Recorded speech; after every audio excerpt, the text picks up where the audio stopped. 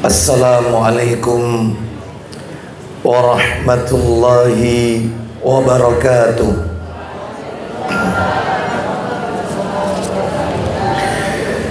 Alhamdulillah alladzi bi ni'matihi tatimmus shalihat.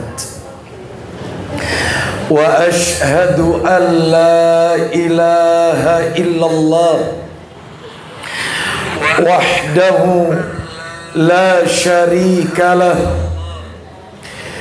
wa ashhadu anna Muhammadan abduhu wa rasuluh. Ya ayyuhalladzina amanu taqullaha haqqa tuqatih wa la tamutunna illa wa antum muslimun. Amma ba'du,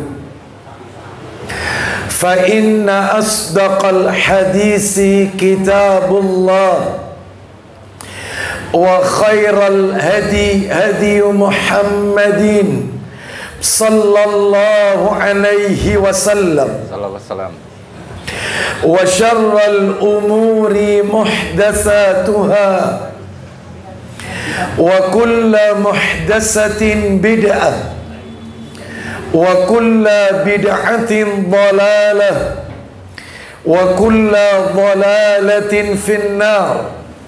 Ikhwan wa akhwati fillah, bapak-bapak, ibu-ibu, kaum muslimin dan muslimah, jamaah Majelis Taklim Al-Khatib Collection yang semoga semuanya dimuliakan oleh Allah Subhanahu wa ta'ala. Kepada sahibul bait, keluarga besar Al-Akh Muhsin Ahmad Alamudi, semoga Allah Subhanahu wa ta'ala melimpahkan karunia rahmat dan barakah pada keluarga, tempat tinggal dan usaha beliau. Tidak ada kata yang patut kita ucapkan pada malam hari ini selain rasa syukur kita kepada Allah Tabaraka wa ta'ala atas segala karunia nikmat yang telah Allah berikan kepada kita. Ya betul, biar nggak delay. Salah satu di antara sekian banyak kenikmatan-kenikmatan yang Allah berikan kepada kita dan kita rasakan pada malam hari ini adalah Allah Subhanahu wa ta'ala kembali mempertemukan kita di Majelis Taklim Al-Khatib Collection dalam rangka talabul ilmi, menuntut ilmu. Semoga niat kita, langkah kaki kita menuju ke majelis ini semuanya tercatat di sisi Allah sebagai pemberat timbangan amal kebajikan kita kelak di yaumil qiyamah. Amin. Lebih dari itu, Bapak Ibu sekalian, Allah Subhanahu wa ta'ala berfirman di dalam Al-Quranul Karim yang saya yakin kita semua sudah pada hafal. Allah berfirman di surat Yasin, surat yang ke-36, ayat yang ke-65. Allah berfirman, Al-yawma nakhtimu ala afwahihim wa tukallimuna aydihim wa tashhadu arjuluhum bima kanu yaksibun. Yang artinya, pada hari ini kata Allah, maksudnya hari kiamat, kami tutup mulut manusia. Bapak Ibu, mohon maaf, perlu kita ketahui, satu-satunya alat indera kita, satu-satunya anggota tubuh kita yang kelak pada hari kiamat tidak diberikan oleh Allah kesempatan untuk berbicara adalah al-lisan, mulut. Lalu Allah lanjutkan ayatnya, wa tukallimuna aydihim, dan akan berbicara kepada kami tangan mereka, wa tashhadu arjuluhum, dan akan memberikan kesaksian kepada kami kaki mereka, bima kanu yaksibun, atas apa yang dahulu mereka kerjakan. Oleh karena itu, ini menunjukkan bukti kepada kita, jika seluruh alat indera yang Allah berikan kepada kita, kita gunakan dalam rangka untuk mentaati Allah, itulah yang akan menuntun kita ke surga Allah Azza wa Jalla. Matanya digunakan untuk melihat tanda-tanda kebesaran Allah, lisannya digunakan untuk membaca Al-Quran, menghafalkan ayat-ayat Al-Quran, telinganya digunakan untuk mendengarkan nasihat, lantunan ayat-ayat Quran, tangannya digunakan untuk menyantuni yang lemah, kakinya digunakan ke tempat-tempat yang Allah ridho, maka akan menuntun seorang hamba sampai ke surga Allah Azza wa Jalla. Tapi sebaliknya, jika matanya digunakan, penglihatannya, untuk melihat hal-hal yang Allah tidak ridha, matanya digunakan untuk melihat aurat yang Allah tidak ridha, telinganya digunakan untuk mendengarkan gunjingan, lisannya berkata kotor, jorok, tangannya untuk mendolimi orang, kakinya digunakan ke tempat maksiat, itu yang akan menyeret manusia ke neraka Allah Azza wa Jalla. Oleh karena itu, saya ingin mengingatkan untuk diri saya dan kepada para jamaah, ayo kita manfaatkan alat indera yang Allah berikan kepada kita ini dalam rangka mentaati Allah Azza wa Jalla. Mudah-mudahan Allah memberikan keistiqomahan kepada kita. Amin. Lebih dari itu, Bapak Ibu sekalian, Rasulullah sallallahu alaihi wasallam, beliau pernah bersabda dalam hadis riwayat Muslim, apa kata Nabi? Man salaka tariqan yaltamisu fihi ilman sahalallahu lahu bihi tariqan ilal jannah. Barang siapa yang menempuh jalan untuk mencari ilmu seperti yang Bapak Ibu lakukan malam hari ini, sebulan sekali, terutama di Jumat malam Sabtu, menuntut ilmu di Majelis Taklim Al-Khatib Collection di kediaman Al-Akh Muhsin Ahmad Al-Amudi. Mudah-mudahan kita termasuk dalam hadis ini. Saya ulang, saya lanjutkan hadisnya. Barang siapa yang menempuh jalan untuk mencari ilmu, maka Allah akan memudahkan baginya jalan menuju surga. Mudah-mudahan kita semua termasuk di dalamnya. Bapak Ibu kaum muslimin dan muslimah rahimani wa rahimakumullah, malam hari ini untuk yang kedua kalinya saya di majelis taklim ini diminta untuk menyampaikan materi seputar rumah tangga. Adapun topik yang akan kita angkat ke permukaan, kita beri judul sebagaimana mungkin flyer atau mungkin poster kajian yang sudah beredar di beberapa media sosial. Topik yang kita angkat ke permukaan malam hari ini kami beri judul sebab-sebab keretakan dalam rumah tangga. Sebab-sebab keretakan dalam rumah tangga. Baik, Bapak Ibu sekalian rahimani wa rahimakumullah, sebelum materi ini berjalan lebih jauh, maka sebagai kata pengantar atau muqaddimah, saya ingin memberikan penekanan bahwa rumah tangga yang sakinah, rumah tangga yang mawaddah warahmah, rumah tangga yang penuh dengan kebahagiaan, cinta dan kasih sayang adalah rumah tangga idaman setiap pasutri, pasangan suami istri. Tidak ada satupun pasutri pasangan suami istri di muka bumi ini yang menginginkan kehidupan rumah tangganya berakhir di meja hijau alias talak atau perceraian. Nah, ada. Bahkan saya jamin setiap laki-laki yang akan masuk jenjang pernikahan, calon manten pria, saya yakin di dalam hatinya pasti menginginkan sosok wanita soleha yang taat kepada suami, yang pandai memelihara kehormatan diri dan pandai merawat rumah tangga serta anak-anaknya. Saya yakin setiap lelaki pasti punya cita-cita itu. Begitu juga wanita, calon manten wanita. Saya yakin sebelum ijab kabul berlangsung, dalam hatinya dia pengen memiliki sosok seorang imam yang bisa membawa dia sampai ke pintu surga Allah Azza wa Jalla. Itulah yang diidam-idamkan suami istri. Namun Bapak Ibu, mohon maaf, nah ini mulai ini. Ternyata untuk mendapatkan rumah tangga yang sakinah, mawaddah warahmah, ternyata tidak semudah membalik telapak tangan. Gak mudah.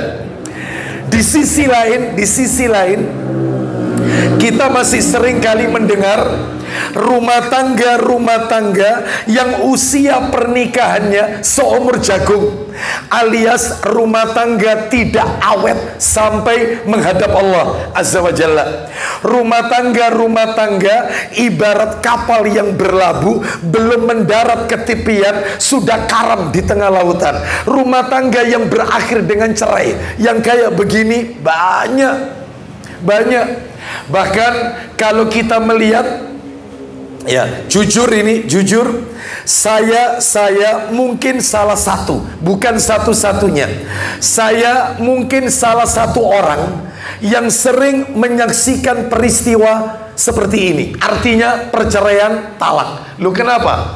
Jadi saya sering kali dimintai tolong oleh wali mempelai wanita untuk menikahkan putrinya, menikahkan anak perempuannya, karena alasannya ada yang abinya sudah tuafa, meninggal dunia, ada yang abinya sakit-sakitan, ada yang abinya masih sehat, tetapi dia tidak tega melepaskan anak semata wayang, satu-satunya anak perempuan. Dia khawatir ketika menikahkan nggak kuat, makanya diwakilkan taukil wali ke saya. Nah, masalahnya adalah laki-laki yang mau saya ijab kabuli ini adalah laki-laki yang sama, yang 3-4 tahun sebelumnya pernah ana nikahkan juga. Makanya sebelum ijab kabul, ana seringkali berbisik-bisik sama calon manten laki-laki, sama si Rijal ini. Ana sering berbisik-bisik, ana kayaknya pernah nikahkan antum, wajah antum ndak asing buat ana. Apa katanya? Makanya dari tadi ana ndak mau lihat ustaz, dari tadi itu ustaz. Ayo. Berarti ana pernah nikahkan ente. Naam ustaz. Baik. Terus antum sekarang di depan ana. Benar Ustaz. Lah terus antum ini di depan ana, antum mau melakukan ta'addud zaujat, poligami atau gimana? Yang Ustaz nikahkan 3-4 tahun yang lalu, qadarallah Ustaz, firaq, cerai Ustaz. Lu dalam hati saya, Allahu Akbar, padahal saya masih ingat betul pernikahannya di sebuah tempat yang mewah dengan pernak-pernik pernikahan lux ekspensif yang tidak cukup menelan puluhan juta, bahkan ratusan juta. Ternyata ndak awet, pernikahannya seumur jagung, alias ndak awet sampai kakek nenek. Yang kayak begini nggak 1-2 kali, sering kali.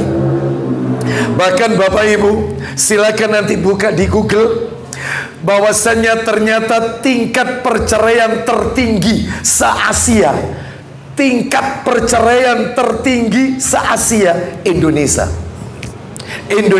tertinggi, se-Asia Afrika, Se-Asia, Afrika, Indonesia. Padahal di negeri kita mayoritas muslim. Jumlah pondok pesantrennya sudah tidak bisa dihitung dengan jari jemari. Cendekiawan muslim di mana-mana. Yang namanya ustadz, kiai, guru-guru agama di mana-mana. Sekolah-sekolah Islam berada di mana-mana. Ternyata tingkat perceraian tertinggi se-Asia, Afrika, Indonesia. Dan itu pun didominasi muslim. Muslim, bukan non-muslim. Muncul pertanyaan, ada apa? Apa sebabnya rumah tangga itu tidak awet? Kenapa perceraian itu di mana-mana? Kenapa banyak wanita menjadi janda? Kenapa? Apa sebabnya? Inilah yang mau saya sampaikan malam hari ini. Makanya temanya sebab-sebab keretakan dalam rumah tangga. Oleh karena itu Bapak Ibu sekalian, rahimani wa rahimakumullah, malam hari ini saya akan menyampaikan sebab-sebab keretakan. Saya tidak menyampaikan tips kiat-kiat membentuk rumah tangga samara, sakinah, mawaddah, warahmah. Enggak. Materi seperti ini sudah banyak disampaikan oleh ustadz-ustadz kita, para asatidzah, banyak. Tetapi saya malam hari ini lebih menitik beratkan pada, ayo kita kenali virusnya rumah tangga supaya kita bisa mawas diri, hati-hati, jangan sampai kita melakukan virus rumah tangga itu yang tanpa kita sadari menjadi pemicu keretakan rumah tangga. Kita kenali penyakitnya sebelum kita temukan obatnya. Kenali penyakit supaya kita bisa mawas diri, supaya bisa hati-hati. Jangan sampai kita melakukan hal-hal tersebut, terutama tanda kutip, dalam rumah tangga. Makanya Bapak Ibu sekalian, rahimani wa rahimakumullah, sebab-sebab keretakan rumah tangga ini banyak sebabnya. Sebagaimana saya pernah menukil dari karya tulis yang ditulis oleh Syekh Dr. Muhammad Nasir Al-Humaid hafizahullah ta'ala, salah seorang staf pengajar Al-Jami' Al-Islamiyah di kota Madinah. Beliau punya tulisan khusus tentang sebab-sebab keretakan rumah tangga yang sempat pernah saya intip. Tidak kurang dari 20 sebab. Nggak mungkin dong saya sebutkan semua malam hari ini karena waktu kita terbatas. Ya, lebih dari 20 sebab rumah tangga itu hancur berkeping-keping, tidak bisa awet sampai menghadap Allah Azza wa Jalla. Maka malam hari ini inti-intinya saja saya sebutkan beberapa saja. Mudah-mudahan beberapa sebab ini mewakili dari sekian banyak sebab. Mudah-mudahan. Baik. Dan sebelum saya sebutkan satu persatu sebab-sebab keretakan dalam rumah tangga, perlu Bapak Ibu ketahui juga, sebab keretakan rumah tangga itu ada yang faktor penyebabnya dari suami. Ada. Jadi nggak bisa rumah tangga itu hancur berkeping-keping sing disalahno mesti perempuan, nggak bisa. Karena ada yang menjadi pemicu keretakan itu rijalnya, laki-lakinya. Ada juga yang menjadi pemicu rumah tangga itu hancur, wanita, istrinya. Ada juga pemicu retak rumah tangga, orang ketiga. Yang paling dekat orang ketiga, mertua atau orang tua. Loh, orang ketiga yang dimaksud ini mertua. Memangnya kenapa mertua? Mertua atau orang tua yang ikut cawe-cawe. Orang tua atau mertua yang ikut intervensi, ikut andil cawe-cawe, campur tangan atas perselisihan yang kecil, wajar terjadi dalam rumah tangga. Namanya rumah tangga mesti ada cekcok, perselisihan. Orang tua kalau sudah masuk, hati-hati. Ada orang tua mertua yang tidak bijak. Nah, ini pemicu keretakan. Misalnya nih, Ustadz bisa ngasih contoh mertua yang ikut andil atas keretakan rumah tangga anaknya atau menantunya. Ada. Ketika anaknya ribut sama suaminya, maka curhat sama orang tua. Apa kata umi atau abinya? Maka nih mulai biyen abi wis gak keduga ambek bojomu. Apa gak ketugo? Ini bahasa sepanjang. Insya Allah di Bangil tidak ada yang ini. Oh tetap ada. Ada. Iya. Abi bilang apa? Abi wis gak setuju, sudah tidak setuju. Umi iki nonton bojomu wis gak setuju. Gak setuju. Saiki iku pilihanmu dewe, rasano. Loh, ini bukan ngasih solusi, justru ngasih pemicu. Ya, bahkan ada orang tua yang ikut andil masalah-masalah kecil yang wajar terjadi. Dan ada juga pemicu keretakan rumah tangga itu bukan dari suami, bukan istri, bukan orang tua, bukan mertua, tetapi selain itu apa? Media teknologi, HP, ada juga nanti. Nah, nanti macam-macam saya sebutkan. Sekarang saya akan sebutkan satu persatu. Urut dulu ya, urut ya. Jadi nanti suami dulu baru istri, suami lagi baru istri, dan seterusnya. Abu Hurairah, nanti dalilnya minta tolong ya. Nah, sama nanti yang ada di download ensiklopedia hadis ya. Baik, Bapak Ibu sekalian, rahimani wa rahimakumullah. Penyebab keretakan rumah tangga yang pertama, nomor satu.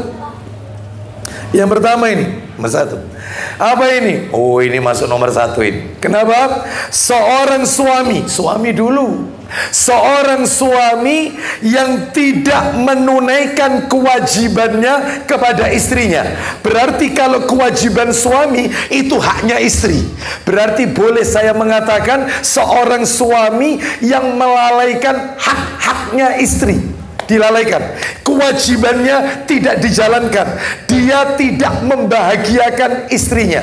Oh, yang kayak gini banyak.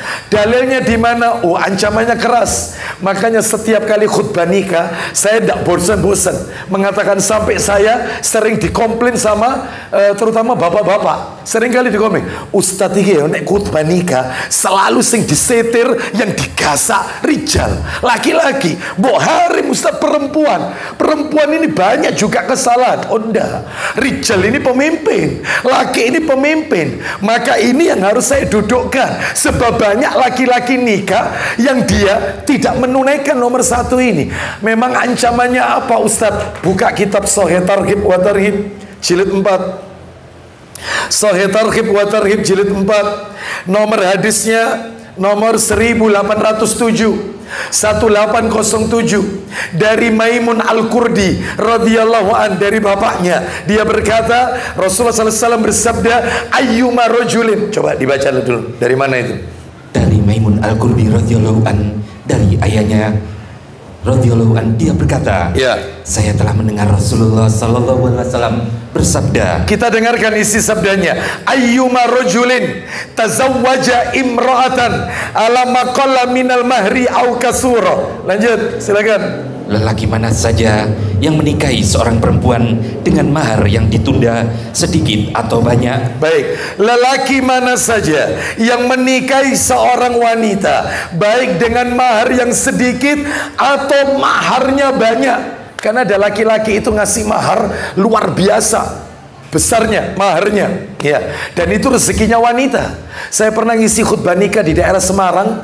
Begitu saya masuk di hotel, karena dinikahkan di hotel ini, itu di parkiran itu ada mobil apa yang kecil itu Hyundai ya, itu dibungkus pakai diikat pakai tali pita, ya. Itu dalam hati, gawe ustate. Gawe ustate, ya. Begitu saya sudah saya diminta untuk nikahkan, saya pun tanya kepada calon manten pria, mau bahasa Arab atau bahasa Indonesia? Bahasa Indonesia. Baik, apa maharnya? Maharnya satu mobil, yaitu Hyundai. Masya Allah. Terus hanya itu, seperangkat alat sholat sama emas logam mulia sekian. Masya Allah, rezekinya perempuan ini. Baik, saya nikahkan.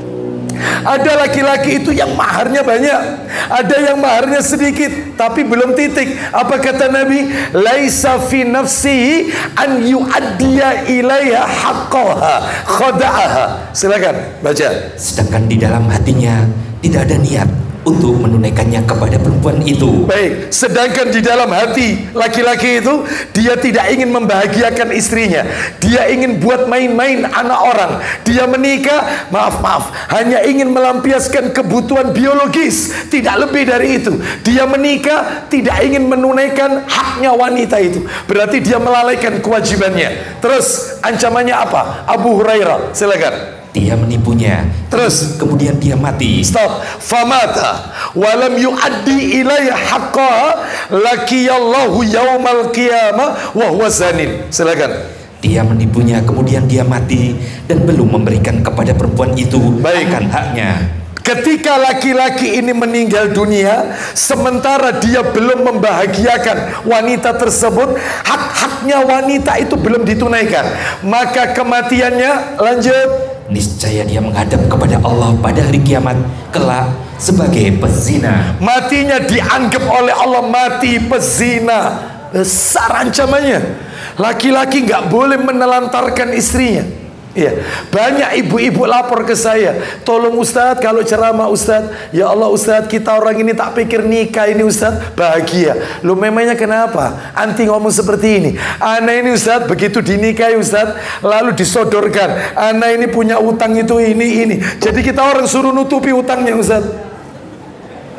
Kita orang suruh nutupi. Ada lagi yang lapor ke anak, Ustadz, ya Allah Ustadz, anak punya suami ini Ustadz, ndak sohul Ustadz, anak untung anak punya keahlian buat kue, yang jahit, ya macam-macam. Jadi semuanya saya. Lah kerjaan suami anti ini ngapain di rumah? Ngenteni warisan Ustadz, ngenteni warisan. Nek warisan entek selesai.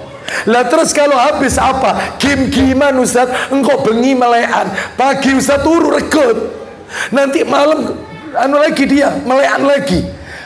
Kirim salam ya, sampaikan ke suami anti, kirim salam dari Abu Aslam, sampaikan suruh pakai daster dia. Kirim salam dia suruh pakai daster. Yang namanya rijal keluar sohul kerja, wanita di rumah bukan keliling, wanita tempatnya di rumah. Ada lagi seorang wanita, ya Allah Ustadz, anak ini punya suami kayak tidak punya suami, kayak tidak punya suami. Anak punya suami Ustadz, kalau marah Ustadz, sampai kita orang ini ketakutan. Terus kalau kita orang tidak diajak ngomong, dia tidak ngomong sama anak, sudah didiamkan lama. Yang seperti ini nggak boleh. Ingat ancamannya, kalau matinya mati sebagai pezina. Besar. Ini penyebab keretakan ini. Penyebab keretakan pertama, seorang suami yang melalaikan kewajibannya kepada istrinya. Mungkin ibu-ibu yang ada di samping saya yakin bertanya dalam hati, memangnya hak wanita itu apa Ustaz? Kewajibannya laki-laki, haknya wanita itu apa? Oh banyak. Haknya wanita itu banyak. Di antaranya adalah yaitu diberikan pakaian, diberikan makan, pakaian, termasuk tempat tinggal. Seperti itu. Bahkan juga termasuk diantaranya diberikan pendidikan agama. Sebab ada rijal itu laki-laki yang senang nuntut ilmu, taklim di sini ikut, majelis ini ikut, tapi istrinya tidak pernah dikasih ilmu agama.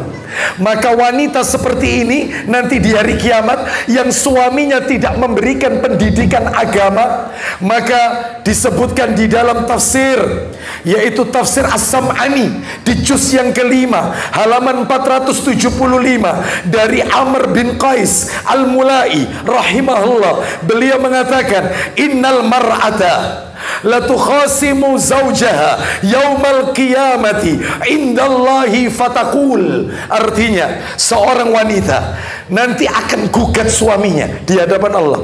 Jadi disebutkan dalam tafsir ini, wanita gugat suaminya di hadapan Allah pada hari kiamat. Lalu wanita ini berkata, innahu kana la yu'addibuni wa la yu'allimuni syai'an. Suamiku tidak pernah didik aku, ngajari aku, ngasih ilmu aku. Sholat sing bener ya apa, akidah itu apa, tauhid rububiyah, tauhid uluhiyah, tauhid asma wa sifat, manhaj itu apa, ibadah yang nggak pernah. Dia sibuk taklim, tapi istrinya nggak pernah diajak taklim.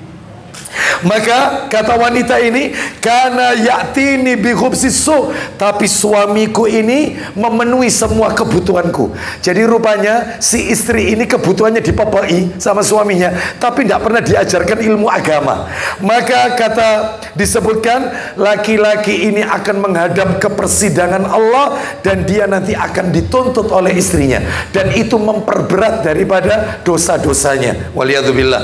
Oleh karena itu tugas terberat seorang suami, mohon maaf ya, tugas terberat seorang suami itu bukan jadi mesin ATM, bukan buat istrinya, bukan. Terus ngasih nafkah, makan, minum, ya pakaian, ya terus diberikan tempat tinggal, bukan. Tugas terberat seorang suami adalah membawa istri dan anak-anaknya sampai ke surga Allah Azza wa Jalla. Qu ya ayyuhalladzina amanu qu anfusakum wa ahlikum nar. Wahai orang-orang yang beriman, jagalah dirimu dan keluargamu dari api neraka. Kembali ke materi kita. Sebab keretakan rumah tangga yang pertama, suami yang melalaikan kewajiban kepada istrinya. Terus kemudian kita lanjutkan. Nah, sebelum nomor 2 ini, sebelum nomor 2, waktu saya menyampaikan ini ada wanita nyeletuk tanya ke saya, Ustadz, wanita itu berarti dikasih nafkah ya? Iya, nafkah. Wajib, wajib, wajib. Misalnya Ustadz, misalnya istrinya kaya raya, tajir istrinya. Sedangkan umiknya laki-laki ini, umiknya suami ini, ibunya miskin. Dan di saat yang bersamaan ibunya meminta harta si anak laki-lakinya. Mana yang harus didulukan oleh rijal ini Ustaz? Mendahulukan istrinya nafkah atau membantu umiknya? Jawabannya, karena itu nafkah wajib istri, bukan orang tua. Istri wajib didulukan istrinya. Ustadz, berarti makanan, pakaian itu dipopoi? Iya. Lah kalau ada enggak Ustadz, suami harus ngasih uang jajan? Oh iya. Uang jajan itu beda dengan uang bulanan. Oh ini katanya ibu-ibu, terus no Ustadz, terus no Ustadz. Azan ini Ustadz ya. Bagus ini. Iya. Beda, iya. Uang nafkah itu habis untuk bayar listrik, air, sekolah, makan, masak tiap hari, entek habis. Wanita kan juga butuh dia berteman, butuh kemudian dia mungkin uang pegangan, uang jajan. Berarti itu termasuk tugas suami. Iya, kalau suaminya Kalau suaminya tidak mampu, maka ibu-ibu wajib sabar. Ya, baik. Kita lanjutkan nomor 2. Penyebab keretakan rumah tangga yang kedua. Kalau tadi kan suami, sekarang istri. Yang kedua adalah seorang istri yang tidak pandai berterima kasih kepada suaminya. Seorang istri yang banyak menuntut, seorang istri yang dia suka menghilangkan kebaikan suaminya. Ini pemicu keretakan rumah tangga. Banyak menuntut, tidak pandai berterima kasih, isinya rumah tangga sambatan tok, tidak punya sifat qanaah, merasa cukup dari apa yang Allah berikan. Ini pemicu, ini pemicu ya. Baik, tapi kan ibu-ibu tidak ada yang seperti itu di sini. Iya, maksud saya itu di sini tidak ada, di sana ada. Saya kan bilang di sini, ya, di sini tidak ada, di sana, tapi insya Allah tidak ada, ya, tidak ada yang ngaku maksudnya. Kita lanjutkan, Bapak Ibu sekalian, rahimani wa rahimakumullah. Mana dalilnya? Apa wanita seperti ini juga dapat ancaman, Ustaz? Oh iya, ada. Kalau laki-laki tadi tidak menunaikan kewajiban, diancam matinya pezina. Sedangkan kalau wanita yang tidak pandai bersyukur, tidak suka menghilangkan kebaikan suami, banyak menuntut, ada ancamannya. Apa ancamannya? Ayo dibuka Sahih Targhib wa Tarhib, nomornya 1944.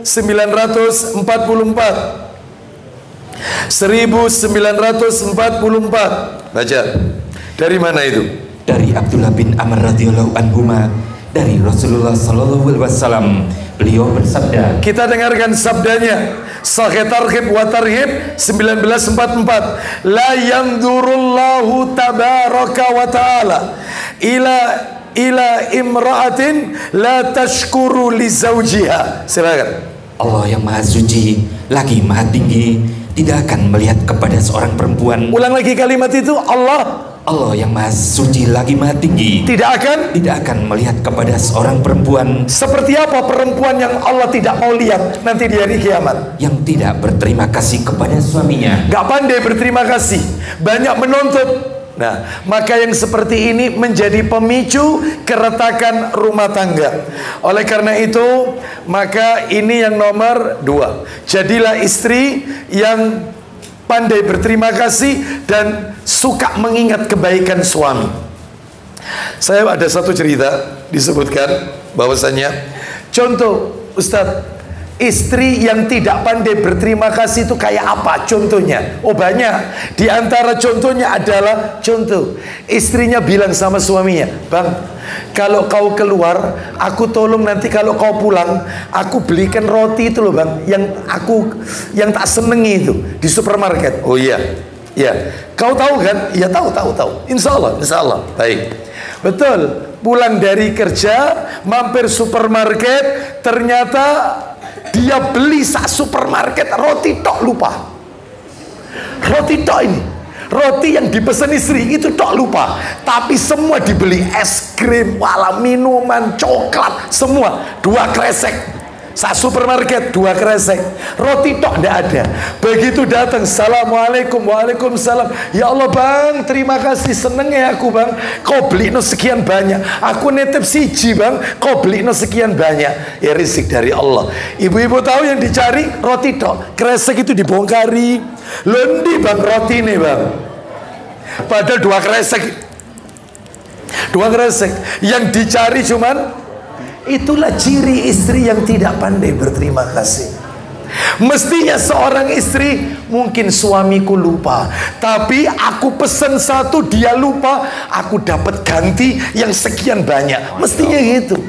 Ini tidak, roti tidak ada. Ya Allah bang, masion bang, mulai. Ya, bosok manggil. Ya Allah bang, iku sing tak kepingin nih bang, anu. Cuman satu. Tidak ada kan di situ seperti ini? Perempuan kayak gitu di sini tidak ada kan? Ada. Di sini soleha semua. Tidak ada yang ingatan. Oh iya. Sekarang kita lanjutkan. Ya, kalau ada segera taubat aja. Yang nomor 3, sebab-sebab keretakan dalam rumah tangga. Yang ketiga, suami lagi. Suami. Seorang suami, nah ini, yang tidak punya sifat sabar kepada istrinya. Seorang suami yang temperamental. Seorang suami yang dia tidak memahami kekurangan istrinya. Maaf. Mumpung di sini ketemu banyak rijal, banyak laki-laki. Saya juga laki-laki. Mudah-mudahan ini jadi nasihat buat saya pribadi. Apa itu? Mohon maaf ini ya akhi, mohon maaf. Kita ini bukan malaikat. Istri antum bukan bidadari. Tak ada gading yang tak retak. Tidak ada manusia sempurna. Tidak ada orang itu sempurna, tidak ada. Suami punya aib, istri punya aib. Maka yang sabar atas kekurangan wanita. Wanita ini sekalipun dia S3-nya S3 luar negeri, maaf, tetap kata Nabi bengkok. Makanya kita dituntut sabar atas kebengkokan wanita. Kalau kita luruskan dengan paksa, maka kita akan mematahkannya itu berarti menceraikannya. Dan kalau kita biarkan, maka dia tetap terus bengkok. Maka yang sabar atas bengkoknya istri kita, hatta dia S3 luar negeri, tetap bengkok. Tetap itu sudah tabiat wanita. Makanya yang sabar. Kalau laki-laki tidak sabaran, menuntut istrinya harus sempurna, oh nggak bisa, karena dia bukan bidadari. Kalau oleh salah kudu bener terus, nggak bisa, nggak bisa. Mana dalilnya? Ayo dibuka dalilnya. Sahih Muslim, Sahih Muslim, Sahih Muslim atau Sahih Targhib wa Tarhib aja deh. Sahih Targhib wa Tarhib nomor jilid 4, nomor 1928. Riwayat Muslim dalam kitab Sahih Targhib wa Tarhib nomor 1928. Ayo, dari Abu Hurairah. Dari Abu Hurairah radhiyallahu an. Ini yang baca juga Abu Hurairah namanya. Ya, silakan ulang lagi. Dari Abu Hurairah radhiyallahu an, dia menuturkan, ya, Rasulullah sallallahu alaihi wasallam bersabda, la yafraq mu'minun mu'minatan in kariha minha khuluqan radiya minha akhar. Silakan. Janganlah seorang laki-laki beriman membenci seorang perempuan beriman. Janganlah laki-laki suami membenci wanita atau istrinya yang beriman. Terus lanjut. Karena jika dia tidak menyukai satu akhlak darinya. Baik, stop sampai di situ. Apabila seorang suami sudah benci karena perilaku istrinya, suami jengkel karena perilaku istrinya, apakah dikembalikan kepada abinya? Oh enggak. Suami yang baik kalau dia sudah sudah marah, top sudah, ya, sama istrinya, apa kata Nabi? Silakan. Niscaya dia menyukai satu akhlak yang lain darinya. Maka maksudnya Nabi, ingat kebaikannya, lupakan kesalahannya, jangan suka diingat kesalahannya. Makanya saya tidak bosan-bosan kalau setiap khutbah nikah seringkali saya ingatkan kebaikan pasangan kita, pahatlah di sebuah batu, dipahat. Sedangkan kesalahan pasangan kita tulislah di atas air. Kalau ditulis di atas air mudah hilang, tapi kalau dipahat di sebuah batu nggak mudah hilang. Ingat kebaikannya, lupakan kesalahannya. Hari ini dia tidak masak, mungkin tidak enak badan. Besok tidak masak lagi, mungkin dia masih malas atau apa, pahami. Besoknya tidak masak lagi, ya barangkali dia banyak pekerjaan atau apa. Toh juga bisa GoFood. Sebab ada rijal itu laki-laki barang cilik jadi gede. Ya, mintanya sempurna. Kau niki masak apa kau niki? Ya, iki Bali dah abang blas. Ya, mesti ini Bali. Jadi apa Bali? Oren. Ya, ini Bali dah abang blas. Ya, itu. Kau tidak masak, aku tidak masak bang. Tidak enak awak, tidak enak badan. Ya, ada sisa masakan kemarin rawon bang. Ya Allah, wingi rawon, kemarin rawon, sekarang rawon. Rawon ini untuk kita orang bosan. Ya, pada rawon itu kalau tambah nginep, tambah zen. Iya, baik. Dia tidak paham, bisanya nyacat. Ada ndak suami yang suka nyacat kayak gini? Oh, banyak. Di sini tidak ada. Di sini tidak ada. Di sini suami soleh semuanya. Tidak ada yang ngaku. Iya, tidak ada yang ngaku maksudnya. Iya. Rewel. Ya, rewel. Maka pahami kekurangannya. Coba dibuka surat An-Nisa, kita dengarkan. An-Nisa 19. Apa kata Allah Azza wa Jal, terutama ayat-ayat yang terakhir. An-Nisa 19. Kita dengarkan murotalnya, setelah itu dibantu terjemahnya. An-Nisa 19. Allah Ta'ala berfirman, surat An-Nisa ayat 19. Allah berfirman, يا أيها الذين آمنوا لا يحل لكم أن ترثوا النساء كرها ولا تعضلوهن لتذهبوا ببعض ما آتيتموهن إلا أن يأتين بفاحشة مبينة وعاشروهن بالمعروف فإن فعسى أن تكرهوا شيئا ويجعل الله فيه خيرا كثيرا.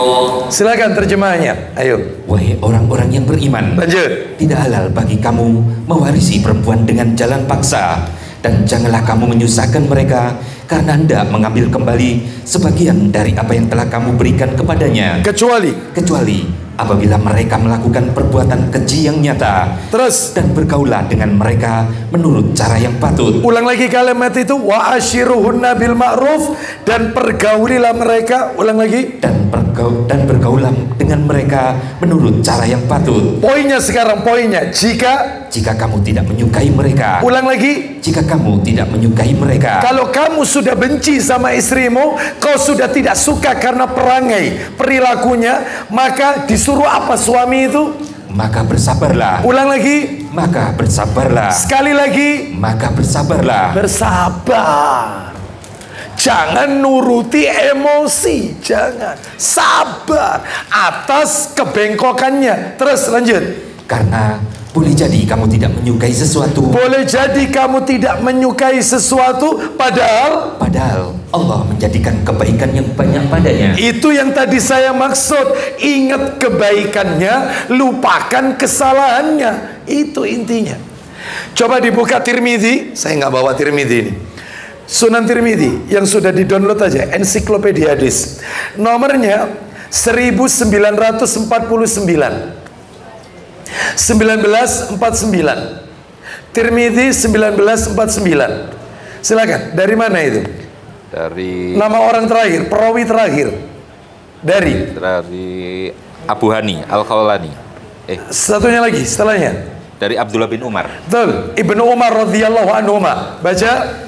Dari Abdullah bin Umar radhiyallahu anhu, dia berkata. Kita dengarkan perkataan Ibnu Umar radhiyallahu anhu. Silakan. Seorang lelaki datang kepada Nabi sallallahu alaihi wasallam dan berkata. Laki-laki itu bertanya kepada Nabi, "Ya Rasulullah, kam a'fu anil khadim?" Silakan. Wahai Rasulullah, ya, berapa kalikah aku harus memaafkan pembantu? Ulang lagi kalimatnya, berapa kali? Wahai Rasulullah, berapa kalikah aku harus memaafkan pembantu? Lanjut, apa jawaban Nabi? Lalu Nabi sallallahu alaihi wasallam terdiam. Terus kemudian dia bertanya, ya, wahai Rasulullah, ya, berapa kalikah aku harus memaafkan pembantu? Berapa kali aku harus memaafkan khadam, pembantu? Lanjut. Nabi menjawab, kulla yaumin sab'ina marrah. Silakan. Kamu memaafkan sebanyak 70 kali dalam sehari. Setiap hari maafkan pembantumu 70 kali. Pak, mohon maaf. Kalau sama khadam, karyawan, pegawai, tiap hari kita disuruh memaafkan 70 kali kalau mereka salah, apalagi sama istri. Maafkan. Karena tidak ada yang sempurna. Kita punya aib, dia juga punya aib. Tak ada gading yang tak retak. Maka yang sabar dalam berumah tangga, gak akan awet rumah tangga yang tidak bertopang dengan sabar. Ya, baik. Kita lanjutkan. Sekarang kita masuk yang nomor 4. Sebab-sebab keretakan rumah tangga yang nomor 4. Nah, ini. Ya. Istri sekarang.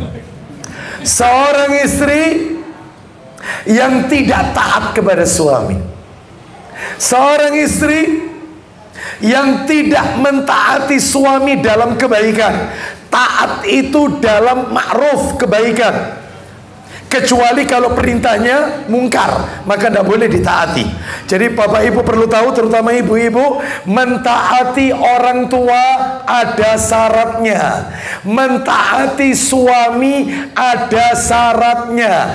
Mentaati pemerintah ulil amri ono syarati. Mentaati Allah dan Rasul biduni syarat, tidak pakai syarat. Sami'na wa ata'na, hanya Allah dan Rasul. Sami'na wa ata'na.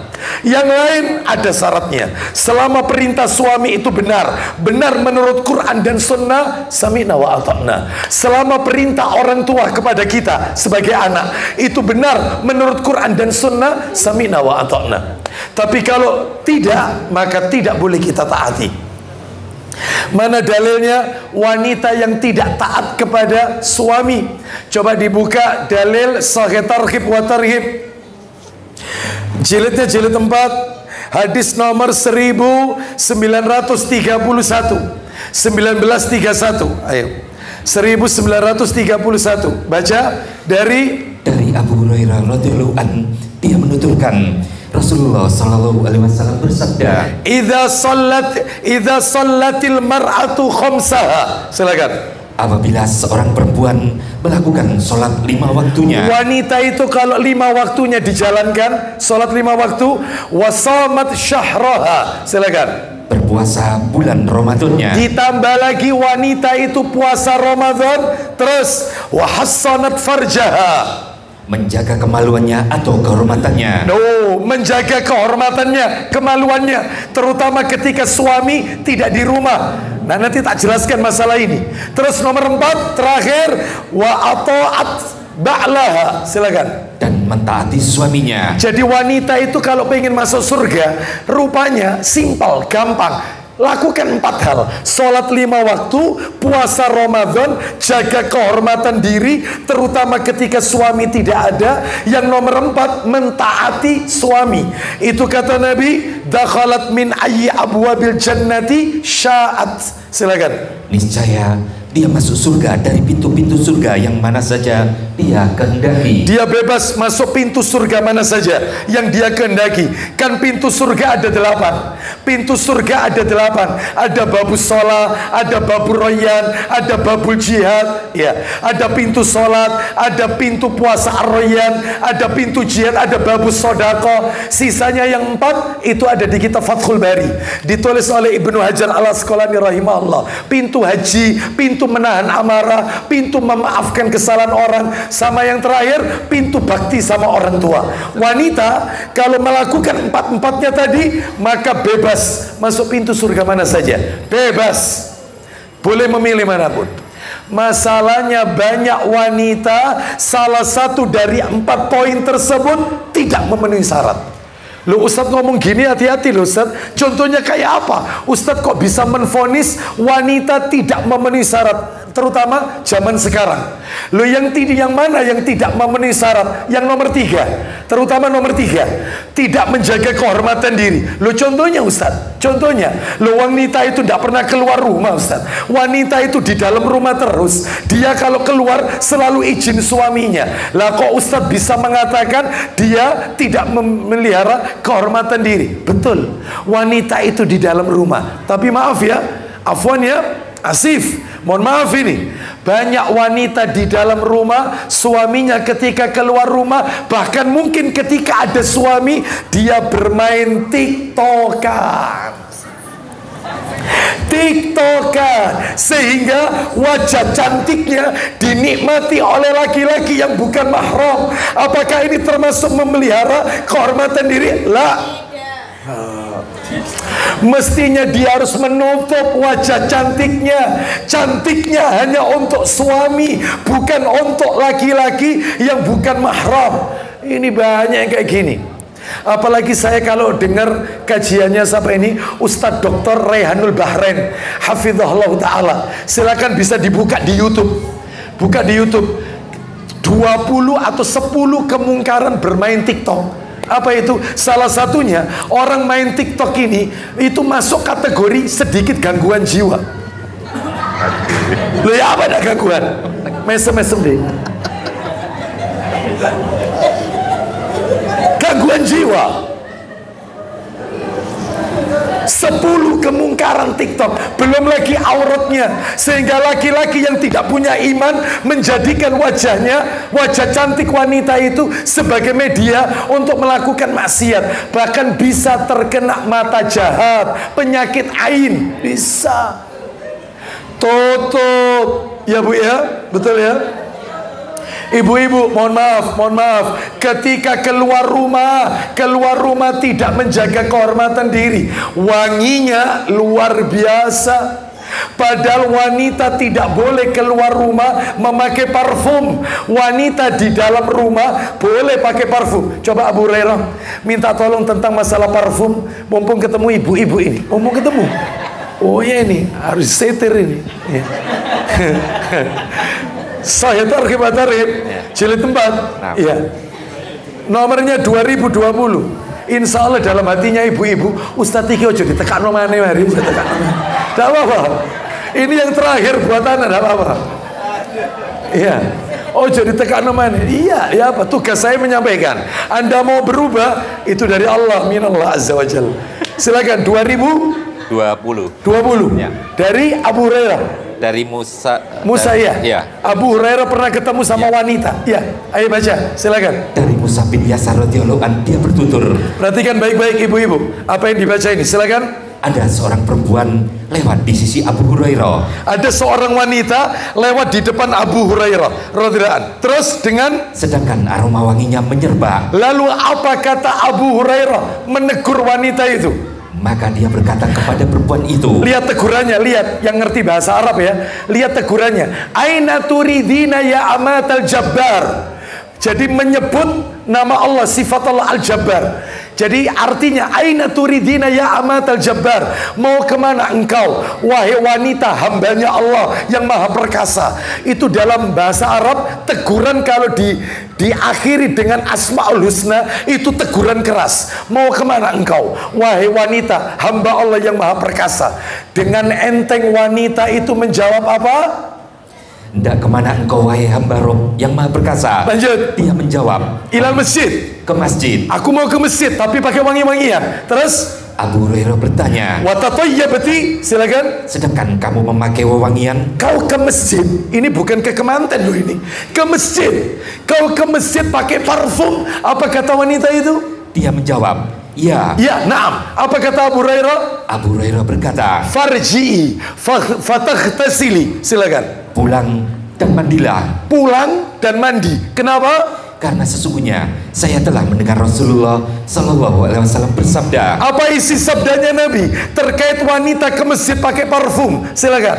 Allah tidak akan menerima suatu solat dari seorang perempuan. Ulang lagi. Allah tidak menerima solatnya wanita. Ulang lagi. Allah tidak akan menerima suatu solat dari seorang perempuan yang pergi ke masjid sedangkan aroma wanginya menyerba hingga dia pulang dan mandi terlebih dahulu. Suruh pulang dan suruh mandi.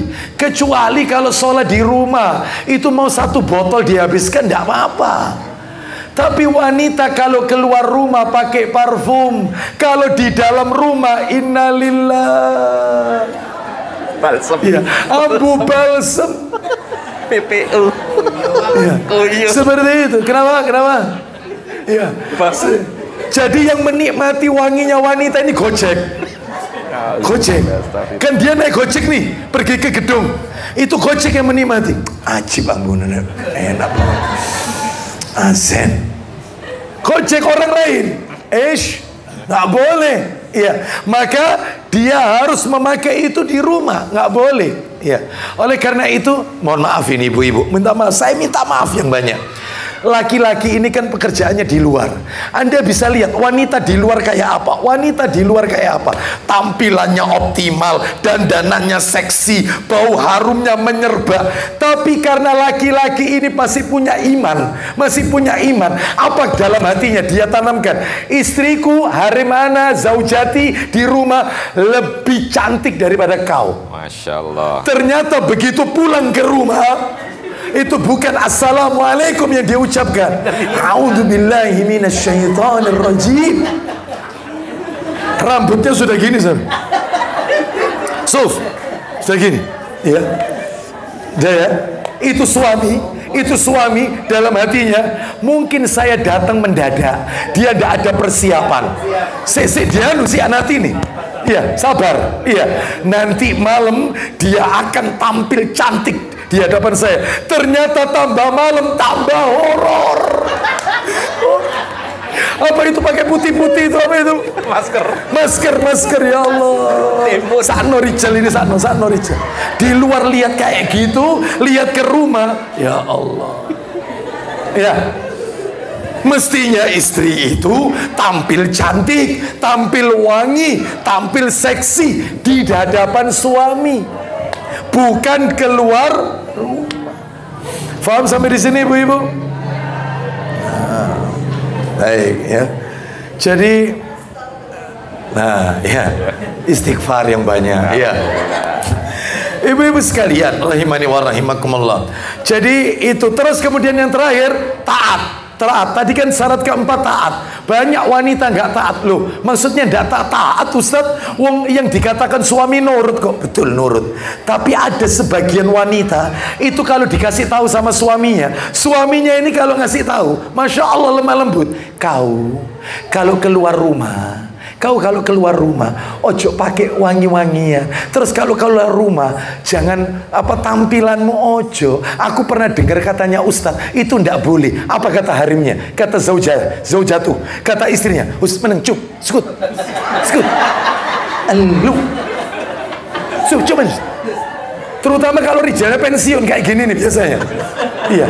Jadi kalau mau pulang ke rumah kayak orang kena Parkinson, gemeter ya. Iya. Oh, fasak sama istrinya. Menang. Ada istri kayak gitu di sini? Di sini nggak ada. Ya apa selesai tadi pengajiannya ini? Kok di sini lengkap ya? Jadi ibu-ibu sekalian, nggak boleh taat kepada suami. Apa yang dinasihatkan samina, wong itu benar, tidak salah, ya seperti itu. Baik, kita lanjutkan. Makanya suaminya itu jenggotnya putih sebelum waktunya. Ya, kasihan dibully sama istrinya. Ya.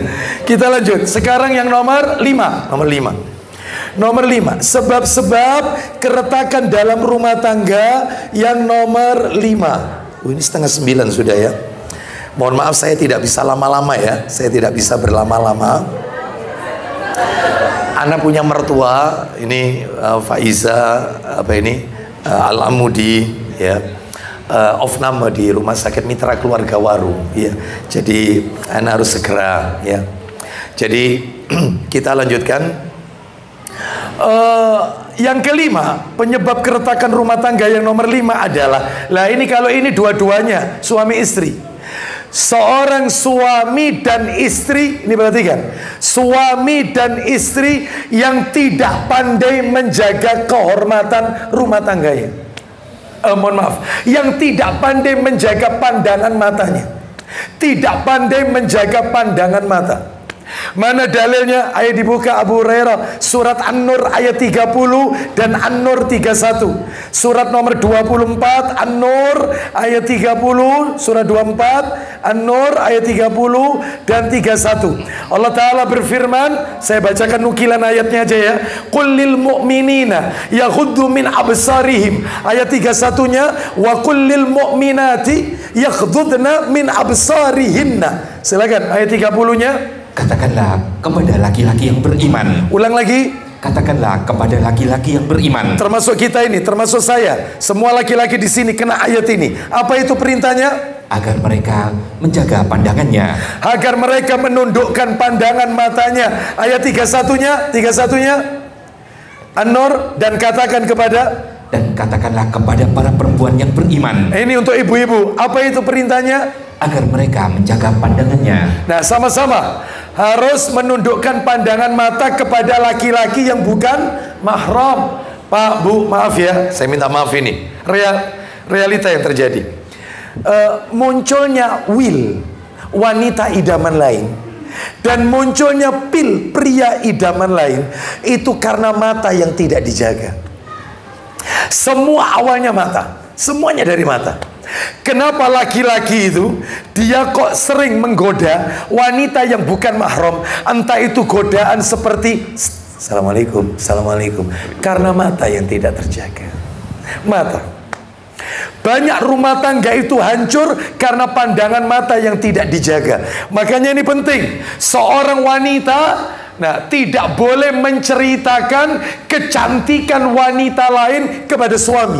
Begitu juga suami. Suami tidak boleh menceritakan ketampanan laki-laki lain kepada istrinya.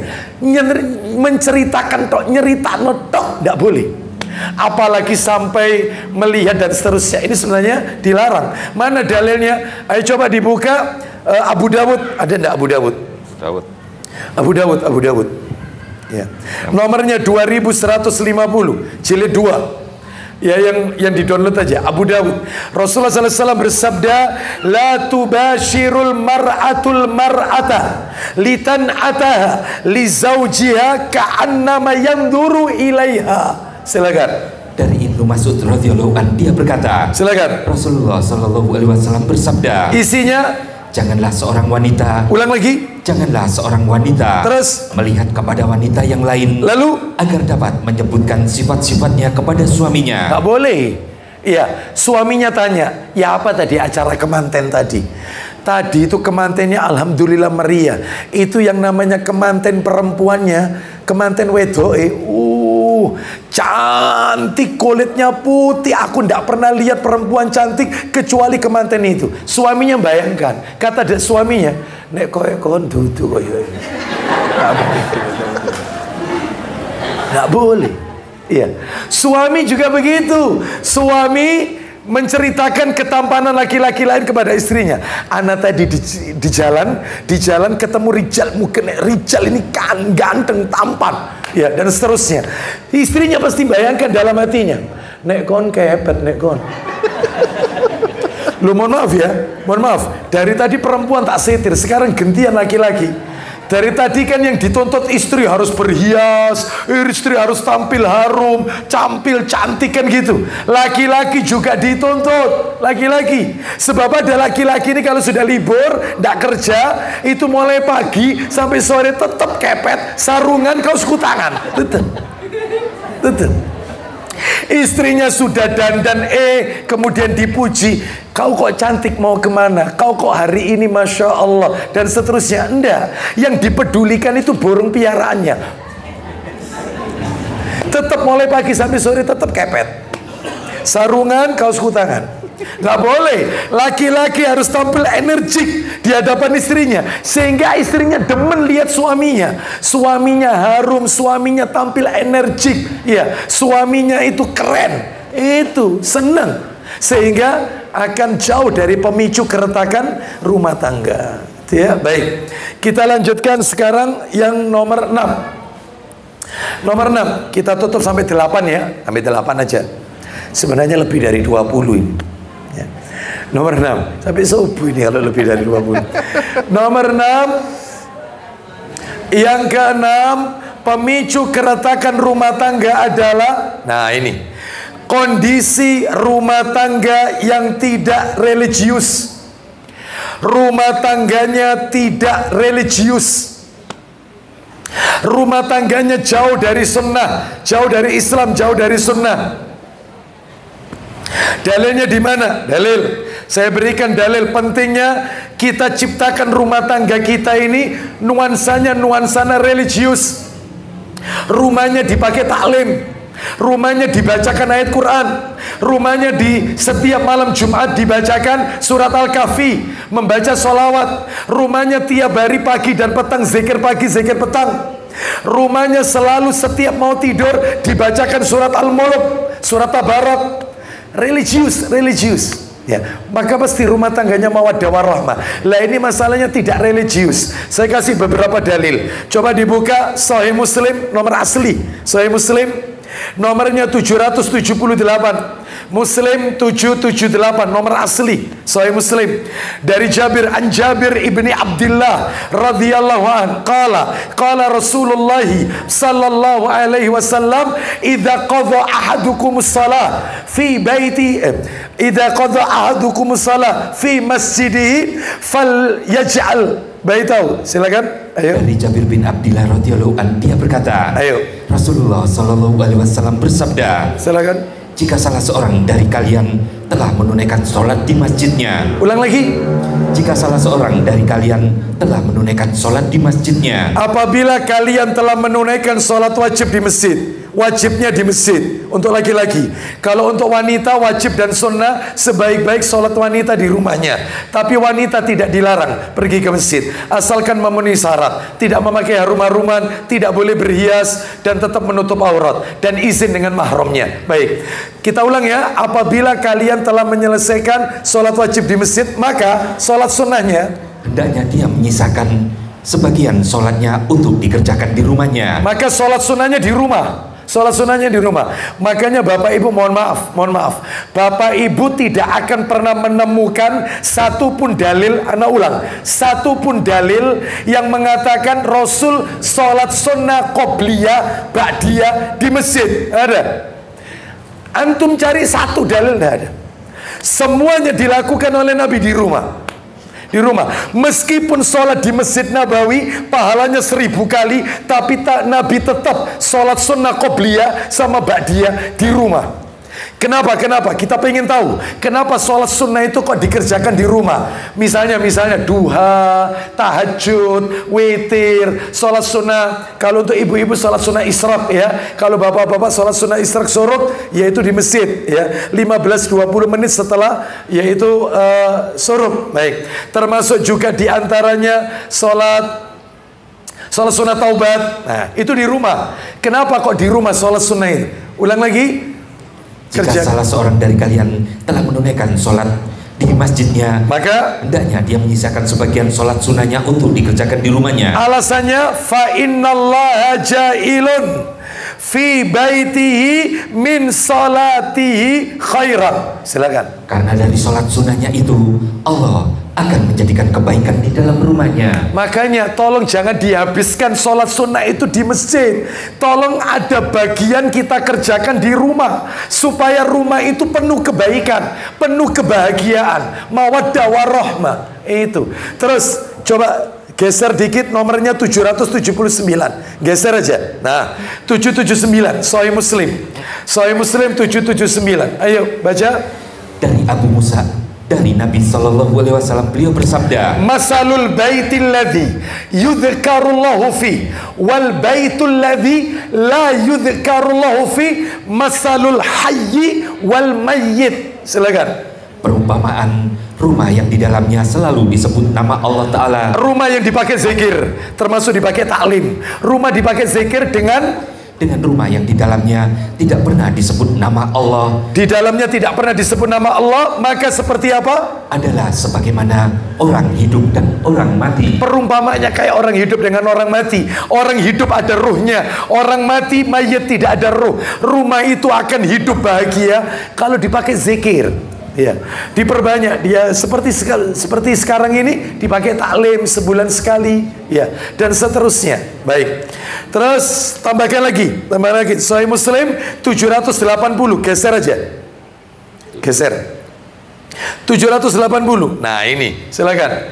Baca dari Abu Hurairah radhiyallahu anhu bahwa Rasulullah SAW bersabda, la taj'alu buyutakum maqabir, inna syaitana yanfiru minal baitil ladzi tuqra'u fihi suratul Baqarah. Silakan. Janganlah kalian jadikan rumah-rumah kalian sebagai kuburan. Jangan jadikan rumahmu seperti kuburan. Jangan. Kenapa? Sesungguhnya syaitan itu akan lari dari rumah yang di dalamnya dibacakan surah Al-Baqarah. Ya, setan itu akan lari dari sebuah rumah yang dibacakan surat Al-Baqarah. Ayat kursi termasuk Al-Baqarah ayat 255. Bacakan. Jadi sehingga rumah itu tidak dihuni oleh syaitan. Ya, jangan jadikan rumah kita kayak kuburan. Lihat kuburan, identik sepi, menyeramkan, angker. Rumah kita nggak boleh identik seperti kuburan. Maka bacakan Al-Quran. Jadi baca Quran bukan di kuburan, tapi baca Quran itu di rumah. Bukan di kuburan, tapi di rumah. Ya, baik. Terus sekarang yang ketujuh, tinggal satu lagi kita akhiri. Yang ketujuh, penyebab keretakan rumah tangga. Yang ketujuh adalah seorang anak atau menantu yang tidak berbakti kepada orang tuanya. Oh, itu pemicu itu. Itu pemicu itu. Anak yang tidak bakti kepada orang tuanya. Jangan harap rumahnya akan berkah, rumah tangganya berkah, anak keturunannya berkah, usahanya berkah. Lawang dia sama abi dan umiknya sudah ukukul waliden, durhaka sama orang tua. Mana dalilnya? Ayo dibuka Sahih Targhib wa Tarhib jilid 5.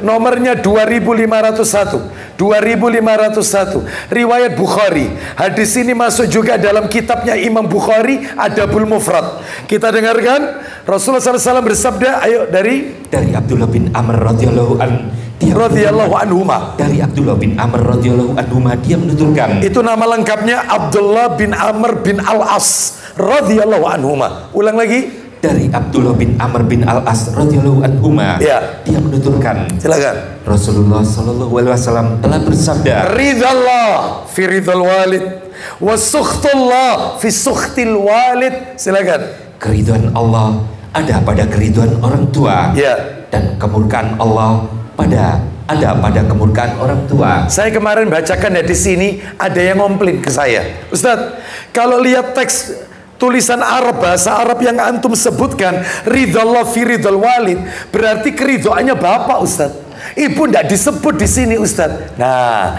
masalahnya mohon maaf, uniknya dalam bahasa Arab setiap mudzakkar boleh dipakai untuk muannas. Sebagaimana kalau kita mengucapkan salam, assalamualaikum, itu dhamirnya dhamir mudzakkar, tetapi sesama wanita boleh mengucapkan assalamualaikum, waalaikumsalam, pakai dhamir yang mudzakkar, sah. Jadi mudzakkar bisa dipakai untuk muannas. Termasuk tadi ridallah fi ridal walid, yaitu orang tua, ayah dan ibu. Keridhaan Allah bergantung keridhaan orang tua, murkanya Allah bergantung murka orang tua. Lihat Bapak Ibu, saya belum jelaskan sudah merinding ini. Perhatikan ya, perhatikan baik-baik. Lihat tadi, ridha Allah tergantung ridha orang tua, murka Allah tergantung murka orang tua. Allah orang tua, gandengan. Dan ternyata Bapak Ibu kalau membaca Al-Quran, perhatikan ini, semua isi ayat Quran setelah Allah memerintahkan wa'budullaha wa la tusyriku bihi syai'an, mesti gandengannya wabil walidaini ihsana, sembahlah Allah dan jangan syirik, berbuat baiklah kepada ibu bapak, mesti gandengan. Allah orang tua, Allah di langit, ya, istiwa alal arsh, dan orang tua di bumi, gandengan, ada korelasi. Allah orang tua, semua ayatnya. Pengen tahu? Coba An-Nisa 36, langsung artinya aja, langsung terjemahan An-Nisa 36. Sebenarnya banyak, sama seperti Bapak Ibu kalau membaca ayat sholat sama zakat, wa aqimus sholah wa atuz zakat, mesti gandengan, tidak mungkin dipisah dalam Al-Quran. Tegakkan sholat, tunaikan zakat. Begitu juga ini, disuruh kita nyembah Allah, disuruh bakti sama birrul walidain, orang tua, gandengan. Masya Allah. Lah kok ada anak yang durhaka sama orang tuanya? Saya punya materi khusus tentang ini, uququl walidain, insya Allah di lain kesempatan. Terus silakan ayo.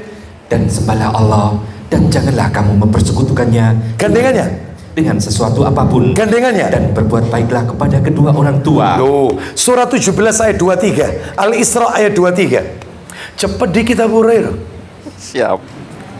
Cepet dikit. Al-Isra ayat Surah 17 ayat 23. Jangan keliru. Langsung artinya, wa qad rabbuka, dan Tuhanmu telah memerintahkan agar kamu jangan menyembah selain Dia, jangan menyembah selain Allah, dan hendaklah berbuat baik kepada ibu bapak. Lihat ayatnya, jangan syirik dan berbuat baiklah kepada ibu bapak. Selalu gandengan. Oleh karena itu seorang anak yang bikin orang tuanya tidak ridho, menantu, ya, sampai ada menantu itu bilang sama anak, ya Allah Ustaz, anak punya mertua ini Ustaz, coba halal Ustaz, tak racun mertua ini Ustaz. Lu kan ada apa? Ada apa? Anak punya mertua ini Ustaz, cuat, junya ini panjang, cuat, cerewet Ustaz. Makanya tiap pagi Ustaz, anak punya mertua tak kasih CTM sama Ustaz. Jadi tidur doang dia.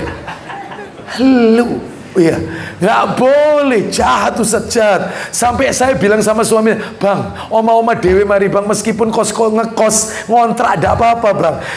Suami saya ini bukan tidak mampu Ustaz. Suami saya ini orang kaya, bukan tidak mampu. Cuman dia bilang sama anak, tolong ini Umi ini sendirian, anak ini anak satu-satunya, kalau tak tinggal kasihan. Ini Umi sendiri, kau yang sabar, ikut Umi dulu. Seperti itu. Nanti insya Allah nanti ya kalau ada rezeki, ojo khawatir, tak beli no kau rumah. Seperti itu. Bukan aku tidak mampu belikan rumah, cuman ini ibu sendirian, abi sudah tidak ada, meninggal dunia. Nah yang seperti ini anti harus sabar, ya, dan itu ladang pahala buat anti. Iya, jihad. Seperti itu, jihad itu ketemu mertua. Di sini ada mertua yang jahat sama mantunya, ada di sini. Nggak ada. Tolong wahai para mertua, kalau ada di sini, Wahai para mertua, Anda dulu juga menantu, jadi jangan jahat-jahat sama menantu. Ya, seperti itu. Ada yang seperti, makanya kalau ada orang tua sampai nyumpahi anak, mama ndak ridho, aduh, kasihan anak ini, kasihan. Iya, jangan sampai mama haramkan air susunya mama. Naudzubillah. Apalagi sampai orang tua mengatakan nyumpahi, mandar mudah-mudahan konko. Nah, nggak boleh, nggak boleh. Lisan orang tua ini doa. Nabi mengatakan salasu da'awatin mustajabatin la syakka fihinna. 3 doa yang tidak diragukan pasti dikabulkan. Yang pertama yaitu dakwatul musafir, doanya musafir. Yang kedua wa dakwatul walid, doanya orang tua. Yang ketiga wa dakwatul madlum, doanya orang yang teraniaya, terzolimi, mustajab. Maka hati-hati orang tua yang suka menvonis anaknya. Kadang-kadang anaknya nakal, itu suka divonis. Kau nakal ya, betik ya, kurang ajar sama Umi ya, ya terus kurang ajar. Jadi kalau kita mendapati anak kita nakal, sabar dan introspeksi. Mungkin saya dulunya, mungkin ini ujian buat saya. Doakan, kau tak doakan jadi anak yang soleh nak ya. Dan doakan Umi jadi orang yang sabar nak ya. Doakan Umi. Jadi jangan keluar di lisan orang tua kata-kata vonis. Kurang ajar, dablek, mesakat. Apa mesakat ini? Nah, ini bahasa apa ini ya? Ini sudah mulai punah ini ya. Sudah kau ini kurang anu. Kalau bahasa galil adab, no ya. Ini kau ini anak durhaka. Oh, jangan, itu bagian dari doa. Kasihan nasibnya anak ini. Pekerjaannya tidak akan berkah. Anak keturunannya tidak berkah. Rizkinya tidak berkah. Karena bikin Allah murka. Orang tuanya murka soalnya. Bikin orang tua itu happy. Saya kemarin ditanya, Ustadz, anak itu bakti sama orang tua, itu gimana sih caranya? Loh, kalau kepingin tahu anak bakti sama orang tua, intinya cuma 3. Intinya 3. Anak itu dikategorikan bakti. Apa itu? 1, al-ihsan ilaihima. Buat orang tua itu happy, berbuat baik. Contoh, jadi jangan bikin orang tua kepikiran, buat orang tua happy. Misalnya nih, uminya sambatan. Nah, sikile Umi gitu nak, kakinya Umi ini kok cekot-cekot nak ya. Itu kalau anak yang ngerti, ayo Mi ikut aku. Kalau nyandi nak, kemana nak? Wis lah, ajak jalan-jalan makan di resto. Insya Allah pulang, ya Allah nak waras sikile Umi nak, alhamdulillah nak, waras nak. Orang tua tidak pernah minta apa-apa. Ya, orang tua pengen dibikin happy oleh anaknya. Saya mau tanya, ada ndak orang tua, ibu-ibu, orang tua yang suka koleksi tas? Ada ndak? Ada. Saya pernah menjumpai ada orang tua sudah lanjut usia, sudah ajus, sudah tua, tapi seneng dia beli tas sama anaknya supaya seneng, dibelikan tas. Dibelikan. Mi, kalau ada yang ndak kepake sodako no mi ya. Itu coba kalau ada uminya bilang, nah kon tak dungak nona akhir rezeki nena, kon akhir rezeki nih Umi umroh nona yo, Umi umroh no. Apa kata anaknya? Mi, semenjak kemarin pandemi corona umroh iki ribet no.